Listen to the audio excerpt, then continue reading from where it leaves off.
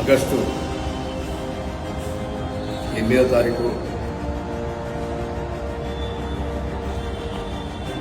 పండుగ సాయన్న జయంతి సందర్భంగా యావత్ తెలంగాణ రాష్ట్రమే కాకుండా ముదిరాజు బిడ్డలు భారతదేశ మొత్తంలో అత్యధిక సంఖ్యలో ముదిరాజులు ఉన్నారు కాబట్టి మనకు పండుగ సాయన్న జయంతి మనకందరూ కూడా ముదిరాజు బిడ్డలందరూ కూడా ఒక పండుగ వాతావరణంగా మనం అందరము కలిసికట్టుగా జరుపుకోవాలి.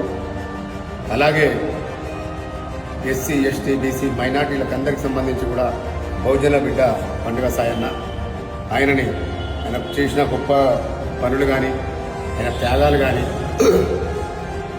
భారతదేశం గర్వించదగ్గ ఒక పెద్ద వీరుడు పండుగ సాయన్న.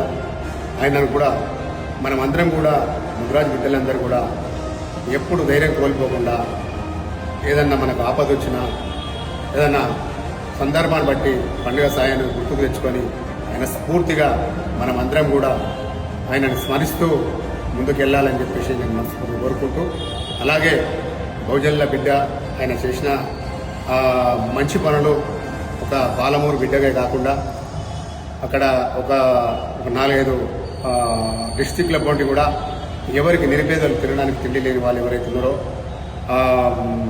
దొరల దగ్గర దోచుకొని తీసుకెళ్ళి వాళ్ళకు పెట్టడం అనేది అప్పుడే ఆయనకు అలాంటి ఆలోచనలతో ముందుకెళ్ళింది కాబట్టి దొరల పరిపాలన ఏదైతే ఉందో వాళ్ళందరినీ కూడా ఎప్పటికప్పుడు ఖండిస్తూ వాళ్ళని ఎదుర్కోవడం జరిగింది. కాబట్టి అందరూ కలిసికట్టుగా దొరలందరూ కలిసికట్టుగా పోలీస్ వ్యవస్థని కూడా వాళ్ళు హ్యాండ్ తీసుకొని ఆయనని చంపేయడం జరిగింది. కాబట్టి మనమందరం కూడా 8 తారీఖు ఆగస్టు రోజు తెలంగాణ రాష్ట్రమే కాకుండా యావత్ భారతదేశం మొత్తం కూడా మనం అందరం కూడా పండుగ సాయన్న జయంతి భారీ ఎత్తున జరుపుకోవాలని చెప్పేసి మండలానికి డిస్టిక్లో ప్రతి గ్రామంలో ముదిరాజు బిడ్డలందరూ కూడా పండుగ సాయన్న ఫోటోను పెట్టుకొని దండలేసి మనం అందరం కూడా ఆయన గుర్తుకు తెచ్చుకొని ఆయన అడుగుజాడలు నడుస్తూ ఈ సమాజానికి కూడా మనం కూడా ఒక మంచి మెసేజ్ ఇచ్చినట్టు ముదిరాజులందరూ బతకాలి.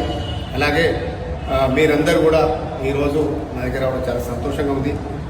మీరందరూ కూడా చాలా రోజులు నేను వెళ్దాం అనుకున్నా. క్యాంపస్ సంబంధించి అక్కడ ఉన్న బహుజన బిడ్డలందరూ కూడా పండుగ సాయం అంటే చాలా ఇష్టం కాబట్టి మనమందరం కూడా కలిసికట్టుగా పండుగ సాయం జయంతి ఘనంగా జరుపుకుందాం.